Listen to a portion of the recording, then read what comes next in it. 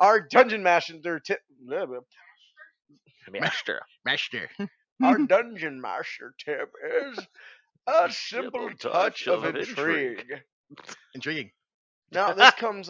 This is a summary out of the Dragon magazine. 401. If you're integrating a bit of intrigue into your game, a tournament can be the perfect place to do it. And the banquet portion of the event can be turned into either a skill challenge or a group challenge for uncovering secrets, winning allies, and gaining clues. And could easily roleplay that too. Yeah, you could roleplay it out too, which is a group challenge, roleplay challenge, right? If the It can also be an excellent way to introduce threats that impact the adventures at a later time. Yep. If they fail, they may have offended someone important, uh, offended somebody important. Uh, they may have offended some important characters who can cause trouble for them later on. Now, this is a great chance for social characters to really shine, and sneaky ones to, sit back and observe, search through secret tents, documents, or the nobles, while they normal residents are kind of occupied, right? Because everyone's at this gala or whatever.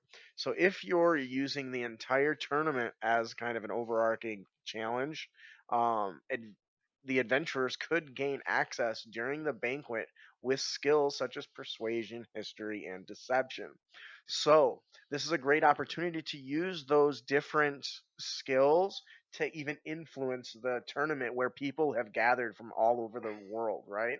Yep. Because that gives you more option to learn, to make allies and make enemies. Because usually when you think tournament, you think the players are going to take part in the tournament. Usually, But that's yes. not what this is really about. No. It's kind of a behind the scenes. The tournament is just the stage, right? That's driving the story. And I think you can have a lot of fun if the tournament takes days or weeks, where you're interacting with, oh, I slipped this guy some money to take the fall on purpose, so somebody else rises up the ranks, just so they can, try to kill somebody. Yep. What do you guys think? And give your sneaky players a chance to Snake. poison some of the fighters. Oh, To weaken win. them. It's like weaken them, or one of them's just like, I got the shits, I can't fight. Where's he at? The latrine. He was there 3 hours ago. He never came out. And then they find him dead because he shit himself to death. Sit there with his pants, his ankles all. Bunch of hands crawls out of the toilet and just like strangled him. Ew. You got anything, Ian? There's definitely a lot of opportunity to this because there are more tournaments than just a combat, and that dives into this. And that's an aspect you don't often see that's played out in games. Yeah, that's a really good point. Yeah. And I really like this because, And the other aspect too is it gives. Let's say there's some party members who do participate in the tournament, or paladins. This gives the non-martial characters something to do.